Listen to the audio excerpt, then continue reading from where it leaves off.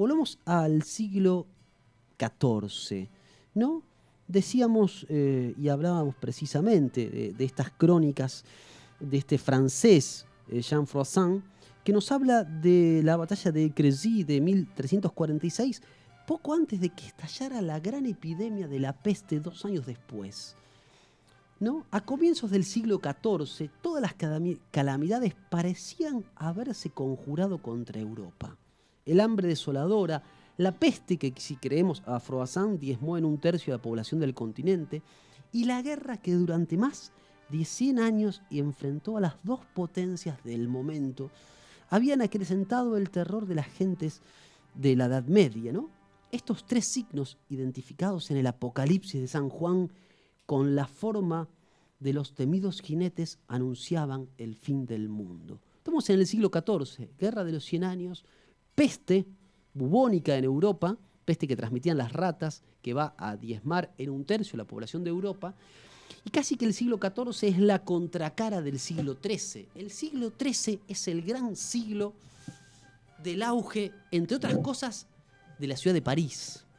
Y es el gran siglo del reino de Francia. Si pensamos en las catedrales góticas, el siglo XIII es el siglo del gótico, ¿no? En cualquier ciudad de Francia, uno, si ha tenido la dicha de visitar, o si ingresa hoy a internet, si ha tenido la dicha de visitar alguna ciudad francesa, pongamos por caso París o la que fuere, siempre hay una catedral llamada Notre Dame, ¿no? La de París ardió hace un par de años, pero en cada ciudad, digo, de Francia hay una catedral gótica. El gótico es precisamente del siglo XIII. El siglo XIII es además el gran siglo de las universidades, que ya habían sido creadas un par de siglos antes en Europa, pero es el gran siglo de la Universidad de París, en la que daba clases nada más y nada menos que Tomás de Aquino, luego convertido en santo por la Iglesia Católica. El siglo XIII es además el siglo de las grandes sumas teológicas, de las que efectivamente, ¿no?, el gran Tomás de Aquino escribiría esa monumental obra, la Suma Teológica. El siglo XIII es además siglo de grandes inventos. Algunos de ellos, por ejemplo, la manteca. ¿Qué sería el mundo sin manteca, no? ¿Qué serían los franceses sin la manteca en la comida? Nada, ¿no? Es el siglo de otros grandes inventos, por ejemplo, esto que tengo aquí, si me toma la cámara 1, le digo a nuestro camarógrafo, Richard, si me toma la cámara 1, no, los anteojos son un invento del siglo XIII, ¿no? Es un siglo de grandes innovaciones tecnológicas, culinarias, y es un siglo de esplendor artístico. Deben haber puesto algo en la pantalla que no me quiero ni imaginar, ¿no? O un pan con manteca, ¿cuándo no? Qué rica que es la manteca, ¿no? El pan con manteca es insuperable, ¿no? Y la cocina francesa es insuperable, entre otras cosas, por el toque distinguidamente ordinario de la manteca, ¿no? Hoy demonizada la manteca, porque dicen que no sé, que hace mal a la salud, etcétera, etcétera. Una vida sin manteca no sería una vida, desde luego, ¿no? Volvamos a comienzos del siglo XIV. Estamos en el medio, precisamente, de la guerra de los 100 años. ¿Cómo se inició este conflicto?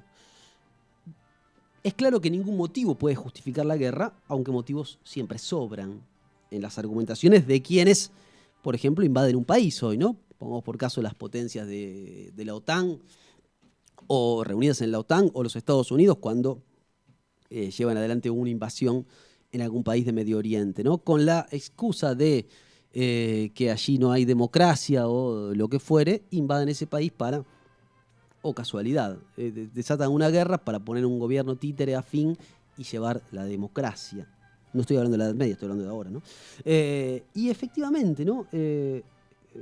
Durante la Edad Media también bastaba cualquier acusación de usurpación territorial para provocar una guerra.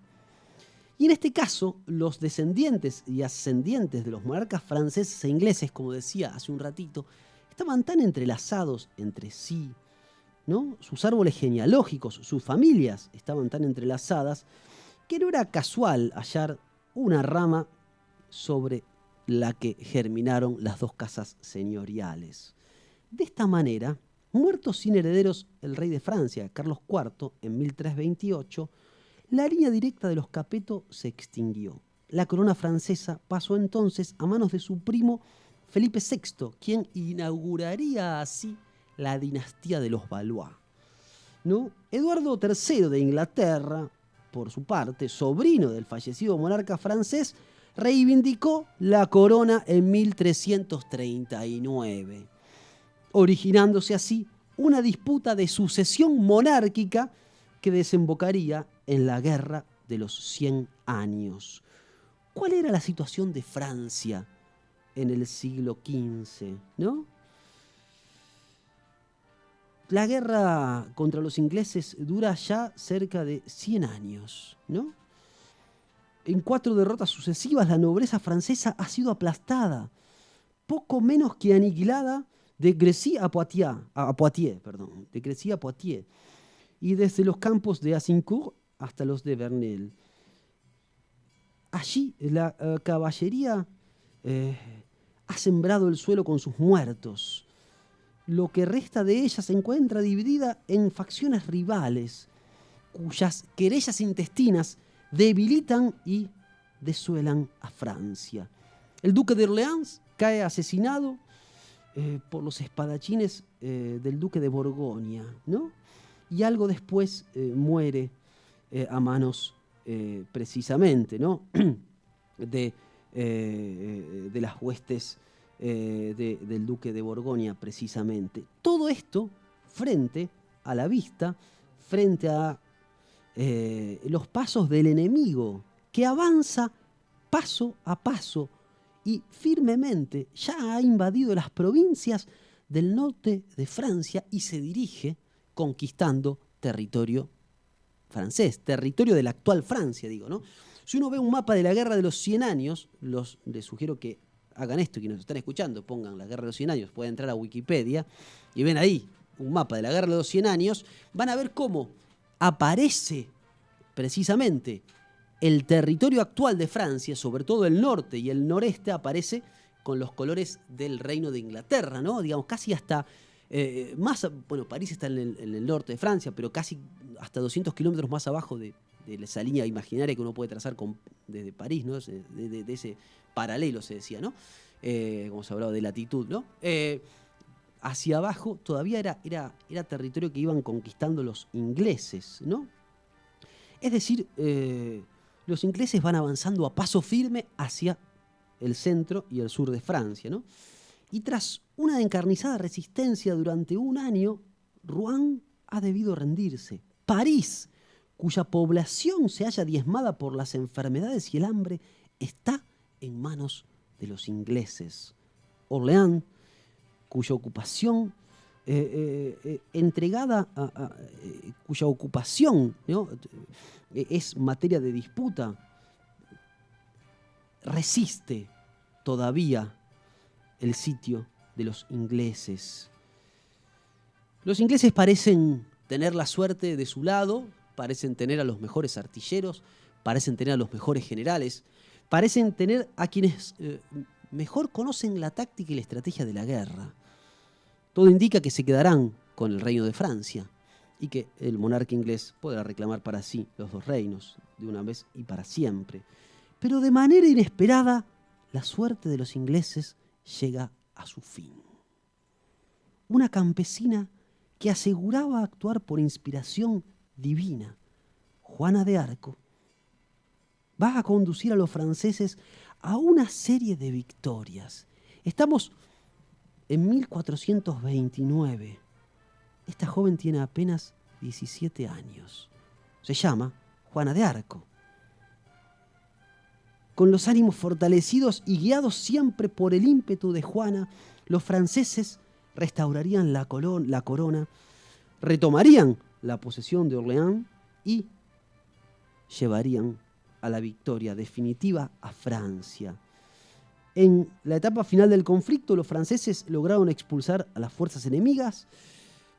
La capitulación de Normandía en 1450, la batalla de Castillon y la rendición inglesa en 1453 fueron los hechos que pusieron fin a una guerra que ya se había prolongado durante demasiado tiempo.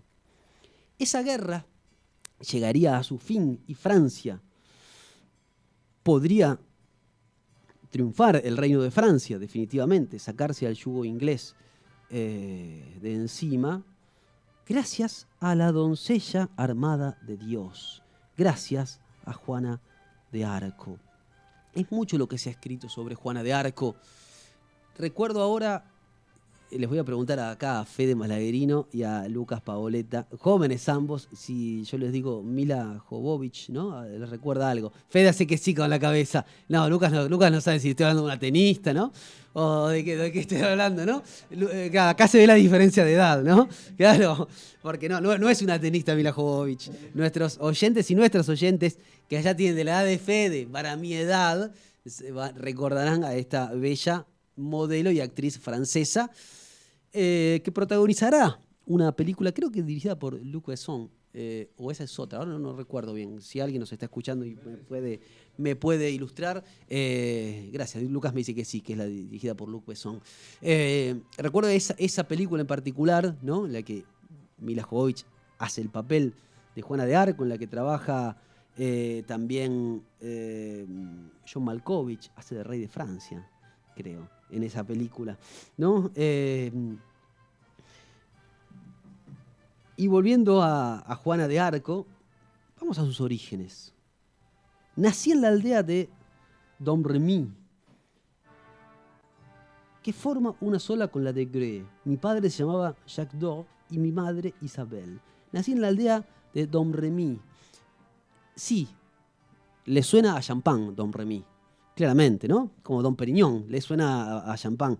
No sé por qué, entre otras cosas, creo, o quiero creer, porque efectivamente, esta ciudad de Domremy, esta pequeña villa de Domremy, efectivamente queda en la región de Champagne, ¿no? Donde actualmente, cerca de Rennes, en el noreste de Francia, ¿no? Cerca de Pernay, de Auvilliers, una zona de pequeños propietarios productores agrícolas que se dedican desde hace varios siglos a producir la más excelsa de las bebidas, junto con el whisky, una que se produce del otro lado del Canal de la Mancha, ¿no?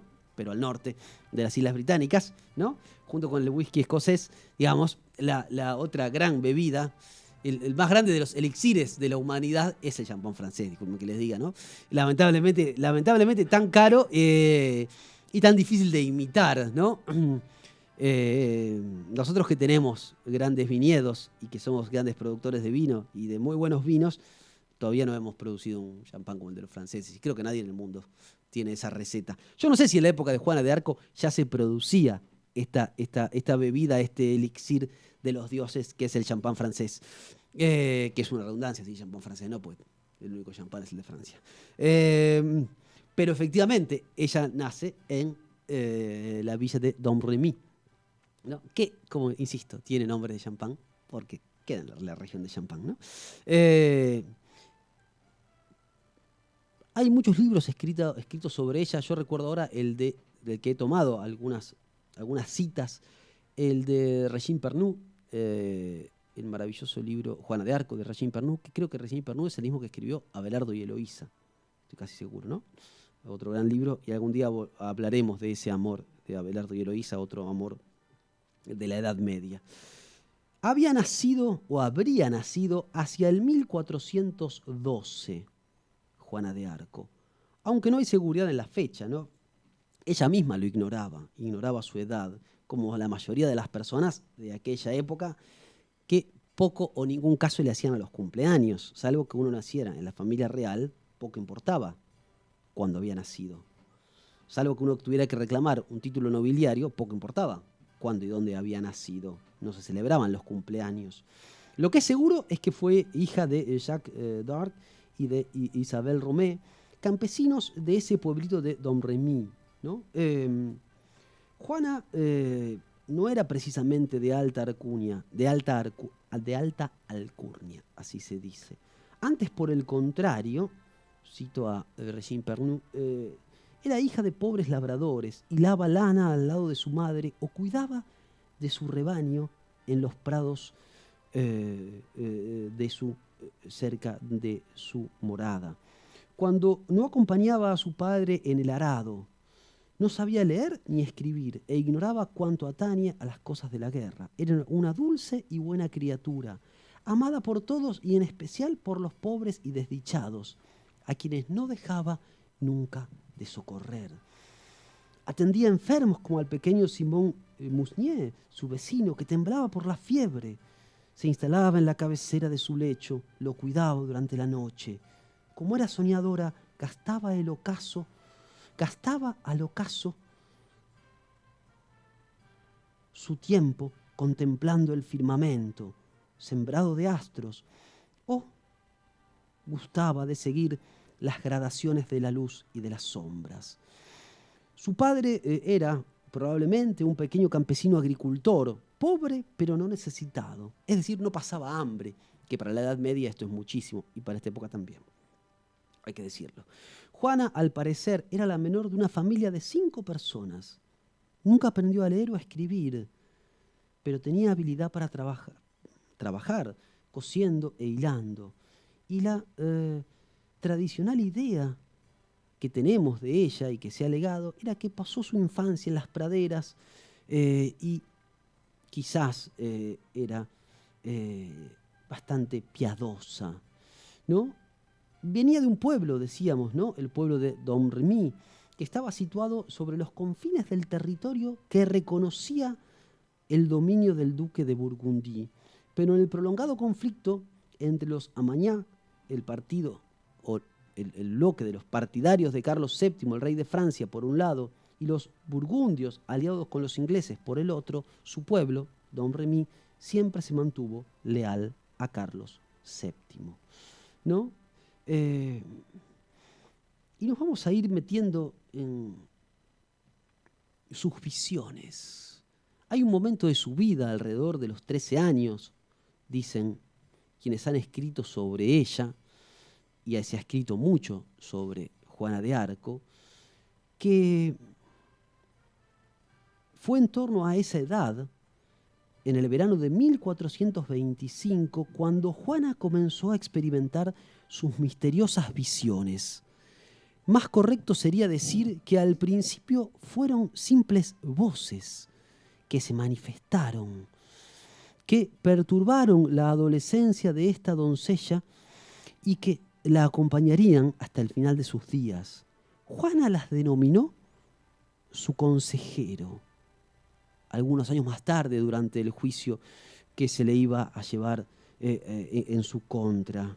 Según la propia Juana, parecía como si alguien hubiera hablado muy cerca de ella y que dicha voz era acompañada a menudo por un resplandor. Más adelante, ella descubrió de algún modo la apariencia de aquellos que le hablaban, los reconoció individualmente, estaban allí, en esas voces, en esas visiones. El arcángel San Miguel, pero también Santa Margarita, Santa Catalina y otras santas.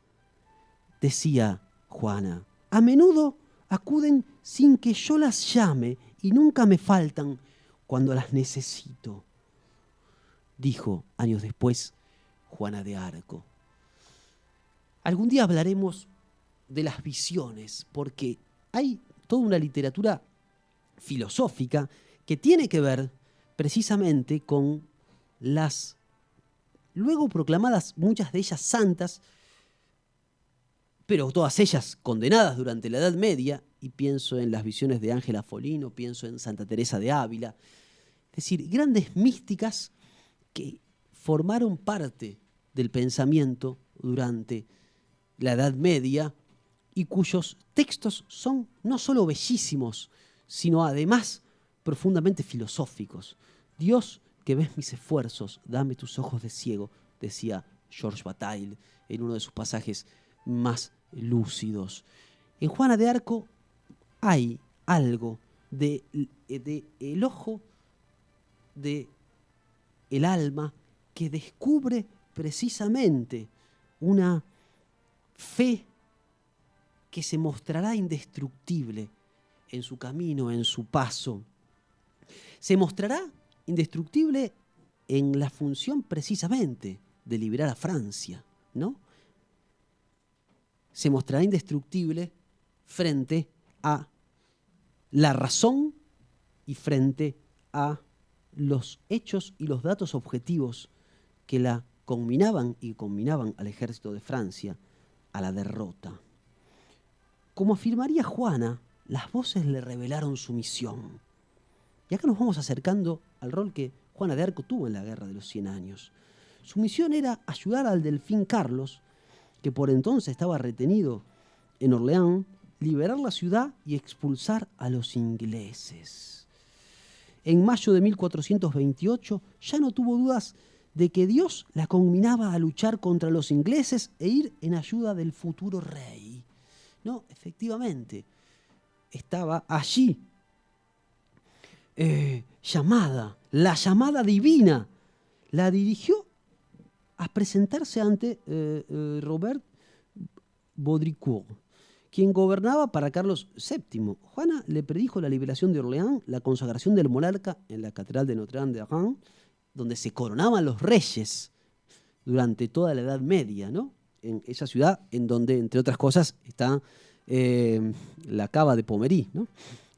Construida sobre unas viejas catacumbas del Imperio Romano, ¿no? La capital en la ruta del champán, ¿no? Allí en la catedral de Reims se coronaban los monarcas durante la Edad Media. Y finalmente, lo tercero que le dijo, además de predecirle la liberación de Orleans, le anunció la derrota de los franceses en la famosa jornada de los Arenques. La jornada de los Arenques fue precisamente una jornada que tuvo que ver con una batalla librada en el contexto de la Guerra de los 100 años, ¿no? A veces conocida como la batalla de Rouvray, por la aldea junto a la cual se produjo, y fue un enfrentamiento armado enmarcado en el llamado sitio de Orleans, ¿no?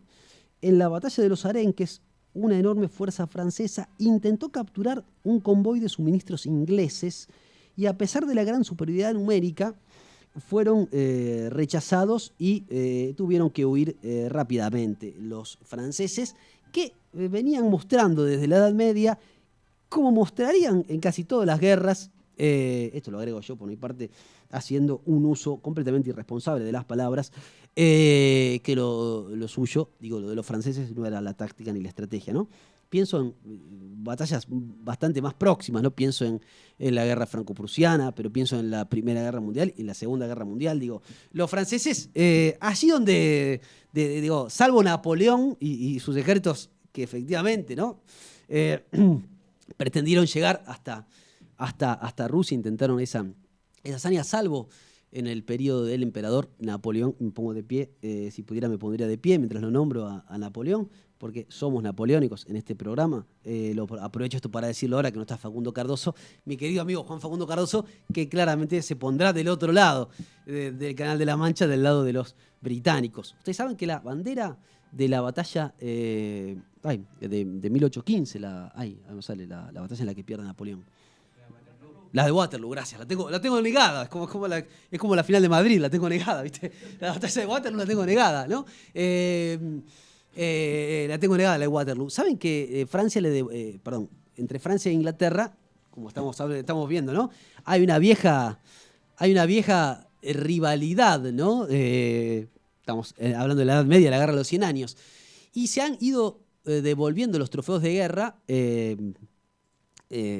en sucesivos encuentros diplomáticos, ¿no? Bueno, la batalla de la bandera del ejército de Napoleón capturada en la batalla de Waterloo la exhiben orgullosamente los ingleses en el museo que funciona en el castillo de Edimburgo, y la exhiben orgullosamente en la parte del castillo en la que hay un museo de armas, ¿no? Donde exhiben trofeos de guerra, allí la exhiben como lugar como el lugar donde suele visitar y que suele ser residencia. Escocia suele ser residencia de la Casa Real Inglesa, digo, actualmente, ¿no? Y volviendo a la guerra de los 100 años, ¿no? ¿Qué hará Juana de Arco? ¿Qué pretenderá hacer? Bueno, pretenderá presentarse ante el rey. Para eso tendrá que ver a uno de sus escuderos, a este Baudricourt, que era un soldado grosero y disoluto, dice la crónica. Y ella se le presentó y le dijo estas tres cosas. Bueno, le predijo la liberación de Orleans, la consagración del monarca en Rouen y que los franceses iban a perder en esta llamada batalla de jornada de los Arenques. Bueno, Baudricourt, que era un soldado, como dice la crónica, grosero y disoluto, la trató a ella y a su misión con escaso respeto y le dijo al primo que la acompañaba a ella: llévala nuevamente a casa junto con su padre y propinale una buena paliza, ¿no? Era una niña de apenas 17 años, ¿no? Que estaba presentándose con estas supuestas visiones, ¿no? Bueno, mientras tanto, la situación militar continuaba y se tornaba cada vez más desesperante. Orleans fue sitiada un 12 de octubre de 1428 y para finales de ese año la derrota total parecía inminente. Corría el mes de enero del año 1429, cuando ella visitó nuevamente a este escudero del rey, Baudricourt, que parecía aún escéptico, pero ante la insistencia ¿no? De ella, y el 17 de febrero ella profetizó una gran derrota nuevamente que padecerían los franceses, y esto también se cumplió. Fue así que algunas cuestiones que ella había profetizado se habían cumplido. Su insistencia en ver al rey la llevaron precisamente frente a el rey. Cuando fue llevada precisamente y presentada ante el rey, ella fue llevada vestida de hombre, vestida de varón, con una escolta de 3 hombres armados, ¿no? Efectivamente debía vestirse de hombre por obvios motivos, ¿no? Imagínense una mujer en la Edad Media vestida precisamente de mujer, ¿no? En medio de un ejército de saqueadores, asaltantes franceses de la Edad Media, ¿no? Cuando fue llevada ante el rey, había 300 cortesanos y ella reconoció inmediatamente la voz del rey. Fue, dice ella, merced a la voz que me acompaña, que me dijo quién era el rey. Y ustedes se dirán, ¿cómo no lo iba a reconocer? Pues tengo malas noticias. No todo el mundo sabía o podía reconocer a un rey en la Edad Media, porque efectivamente los reyes era una época en la que no había medios de comunicación, ¿no? Y los reyes, cómo reconocer a un monarca era toda una cuestión. Se lo reconocía efectivamente por la corte que lo presentaba como tal, ¿no? Muchos monarcas también se disfrazaban de vulgo, se metían entre el pueblo para saber qué pensaban de ellos fuera de la corte, ¿no? Bueno, cuando entré en la cámara del rey, dice Juana, reconocí su voz entre los 300 cortesanos gracias a mi voz, que así me lo reveló. Es decir, esas voces que la acompañaban desde hacía ya algún tiempo. Juana se creía a sí misma como la pieza clave que rescataría a Francia del yugo inglés. Y cuando le piden señales, ella no vacila en contestar. En nombre de Dios, los soldados batallarán y Dios dará la victoria. No he venido a Poitiers para dar señales, pero llevadme a Orleans y os mostraré las señales por las que he sido enviada, decía ella, ¿no? No es de extrañar que al principio una importante porción de la corte se burlara de ella, pero esto fue cambiando conforme ella va a conformarse en la líder de la guerra, en la líder de la liberación, en la líder de la resistencia. Antes de ponerse frente a las huestes del monarca, Juana pasaría en Poitiers un minucioso examen por un comité de sabios, obispos y doctores del momento que pretendieron sin éxito conocer la misteriosa fuerza que impelía a Juana a actuar. Las autoridades seculares y religiosas después de examinar a Juana, afirmaron que era una joven que tenía acceso a Dios a través de las voces que oía. Es una heroína, la santa doncella guerrera, fervorosa y fuerte, enviada para la salvación del reino, dictaminaron los doctores, que luego la traicionarían y dirían lo contrario.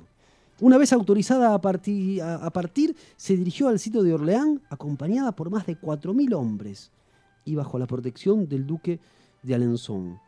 Pero tal ejército era en su mayoría una chusma de soldados aventureros, de hombres movidos por la afición al saqueo y de bribones en general. Pensemos, como decía al comienzo, ¿no?, que la guerra ya se había prolongado demasiado tiempo, que Francia estaba ocupada, el reino de Francia, por los ingleses, y que además en las luchas intestinas al interior de la monarquía francesa desangraban aún más el reino de Francia. Entonces lo que quedaba, en una época en la que el Estado no se definía por el monopolio legítimo de la coerción, lo que quedaba eran hombres con sed de riqueza y con sed de saqueo, ¿no? Pensemos que durante la Edad Media se habla de una suerte de estado de estamentos, ¿no? Estaba la iglesia, estaban los nobles, estaban los señores feudales, estaban los reyes, ¿no? Es decir, había distintos estamentos que rivalizaban en torno del poder. Es decir, el poder no estaba concentrado en una única mano. No existía el Estado que unificaba y que expropiaba el resto de los poderes, como sucederá con el Estado moderno. Estamos algunos siglos antes de eso. Y lo que quedaba era, precisamente, más la escoria del pueblo que los supuestos nobles, ¿no? Y en junio y julio de 1429, en junio y julio de 1429, comienzan las grandes hazañas. Ciudades comienzan a rendirse frente al ejército francés, comandado por Juana de Arco, que no sabía nada del combate y de la guerra, pero la fe en sus visiones y la creencia de quienes la rodeaban la transformaron rápidamente en una hábil guerrera y en una paladín entre los aguerridos hombres. Tomó parte en al menos 7 acciones militares y soportaba la carga de su armadura y de sus armas como el más capaz de los varones. Su escudero, Olon, relata lo ocurrido en Saint-Pierre-le-Moutier durante el mes de octubre. Tomando el yelmo de su cabeza, respondió que no estaba sola, que aún la acompañaban 50.000 hombres y que no abandonaría ese lugar hasta haber tomado la ciudad. En ese momento, a pesar de lo que ella dijera, no contaba con más de 4 o 5 personas alrededor. Se relatan más de una hazaña de Juana de Arco en este sentido. No sabemos si asistida efectivamente por las fuerzas del cielo. En el caso de Juana de Arco sí podemos hablar de fuerza del cielo, no como ahora, con perdón de la expresión. No sabemos si asistida por la fuerza del cielo o bien por la fe que ella le infundaba y le transmitía a sus soldados, pero su ímpetu, así se dice, no impidió que ella, aún herida en varias ocasiones, menguara su valor. Nada ni nadie la detuvo. Aunque Juana nunca tomó el mando del ejército, ayudaba y aconsejaba en las operaciones militares. Incluso increpaba a quienes ostentaban el mando cuando se retrasaban o parecían perder el entusiasmo durante la batalla. Ella prohibió el pillaje, organizó confesiones y misas para las tropas, aumentó el número de mujeres que acompañaban a las tropas precisamente, y visitaba, asistía y alentaba a los heridos, ¿no? Es decir, le otorgó una disciplina marcial a un ejército que claramente no la tenía. Quizás hasta Napoleón la vuelva a tener, ¿no? Como decía antes. Un círculo de formidables fortalezas rodean Orleans. En poco tiempo escasean los víveres y sobreviene la rendición de una de las mayores y más fuertes plazas del reino, porque están ahí los mejores soldados de Inglaterra al mando de sus más hábiles generales, los mismos que acaban de obtener una larga serie de victorias sobre los franceses. Un primer ataque, que la ausencia de Juana se intenta contra el fuerte de Saint-Loup, es rechazado. Puesta sobre aviso, Juana interviene sin dudarlo. Tras una vigorosa embestida, quiebra las líneas de los ingleses. Los fuertes se toman uno a uno y en 3 días queda Orleans libre del cerco y la Pucelle, la doncella, es recibida con honores, con vítores. Finalmente, los ingleses son abatidos en campo raso y se toma prisionero a su general, un tal Talbot. Después vendrá la marcha sobre Reims y Carlos VII será consagrado rey de toda Francia.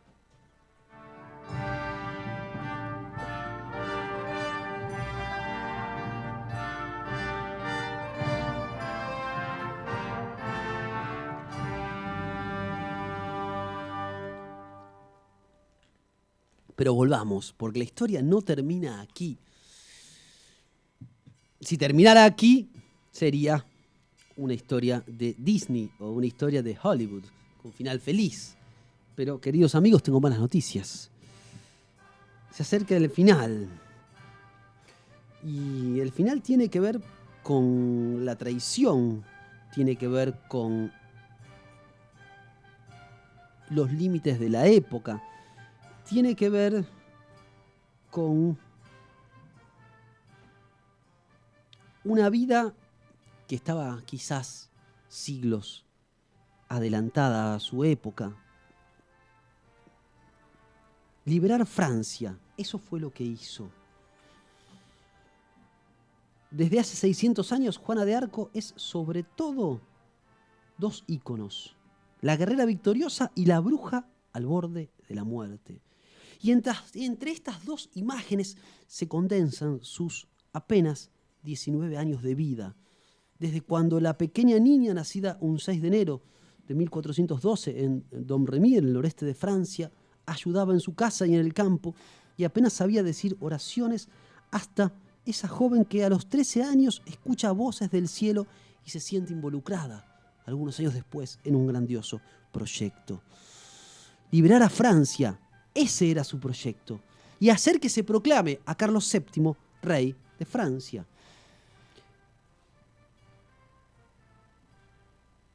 Decíamos, el arcángel San Miguel, Santa Catalina de Alejandría, Santa Margarita de Antioquía, eran algunos y algunas de las voces que ella escuchaba. Apenas 17 años tenía cuando se escapó de su casa y predijo lo que iba a suceder. Rápidamente, esas fantasías dejaron de ser los relatos de una niña para convertirse en el motor, en la fe de un ejército francés diezmado y dividido hasta ese momento. Y también la marcha triunfal sobre Orleans, el triunfo frente al asedio de la ciudad. En solo 8 días, un prodigio en términos militares, los ingleses, los británicos fueron repetidamente derrotados en la batalla. Allí la audacia de la doncella fue inigualable. Un 17 de julio de 1429 llegaba a la cima de la gloria Carlos VII coronado en Reims y Juana de Arco con su estandarte a su lado. Sin embargo, 2 fuerzas opuestas y similares conspiraron contra la joven, contra la doncella, contra la Pucelle. Los ingleses, que no asumen la derrota a manos de una niña, y los mismos franceses, generales y eclesiásticos, que no quieren verse suplantados por esa misma razón, por una joven, casi adolescente, mujer, que los ha llevado a la victoria. Es por eso que cuando Juana lidera la liberación de Compiègne, el puente levadizo se levanta antes de que ella pueda meterse a salvo y la chica es capturada por los borgoñeses. Es el 23 de mayo de 1430 y 2 días después la Universidad de París pide a la Inquisición que juzgue a la joven por brujería. Carlos VII hace poco por liberarla. Esto se llama traición. Y el 21 de noviembre, Juana es vendida a los ingleses.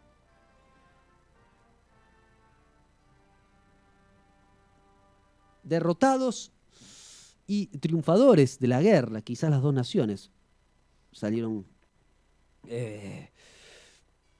con cuantiosas pérdidas, pero sin duda mucho más Francia que Inglaterra. Digo, esas dos naciones que habían estado enfrentadas durante casi 100 años, ahora se ponían de acuerdo en contra de esa joven, casi adolescente, que había ayudado a uno de sus dos bandos, y más aún, que había guiado a uno de esos dos bandos a la derrota, a la victoria.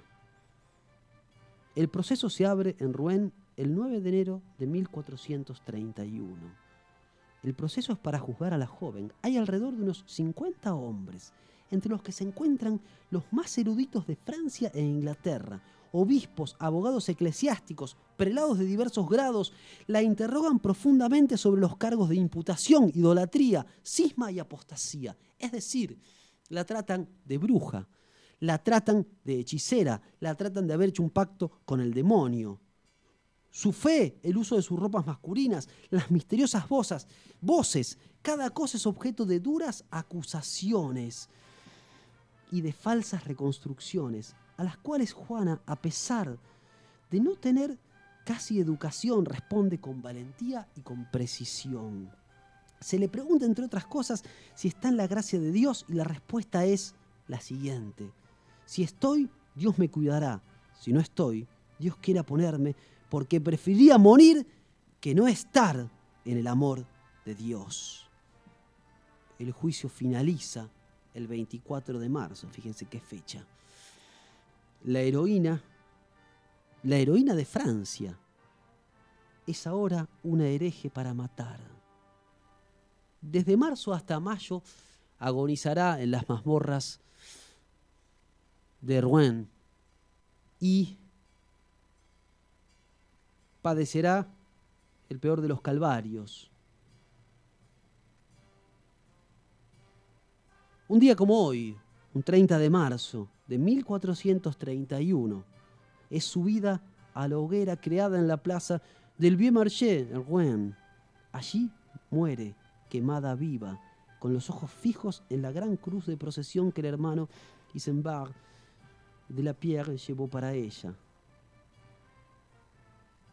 Años después, la Iglesia rehabilitará solemnemente a Juana de Arco en 1456 y será Pío X quien la beatifique en 1910, hace apenas poco más de un siglo. 10 años más tarde, en 1920, fue santa por el trabajo y el oficio del Papa Benedicto XV. Así llegamos al final de esta historia, de la que hoy se cumple un aniversario más. La joven victoriosa, la joven que hoy es patrona de Francia, Juana de Arco, que hoy es en Francia un ícono nacional, vivió apenas 19 años y solamente tuvo exposición pública 2 años de esos 19. El resto hay que reconstruirlo a partir de testimonios. Digo, solamente esos pocos años le bastaron y le alcanzaron a Juana de Arco para convertirse en la más grande de la historia de Francia. Y estamos terminando el mes de marzo, recordándola en el aniversario de su cobarde y cruel asesinato. Y también recuerdo que en el mes de mayo, pero algunos siglos después, aquí en uno de los confines del continente, en esta nuestra patria, nacía otra de las santas que efectivamente iba a llevar a nuestra patria a la liberación, no definitiva, pero sí iba a formar parte de los años más felices. Y dedicado precisamente a nuestra santa Evita y dedicado a la santa patrona de Francia, a Juana de Arco,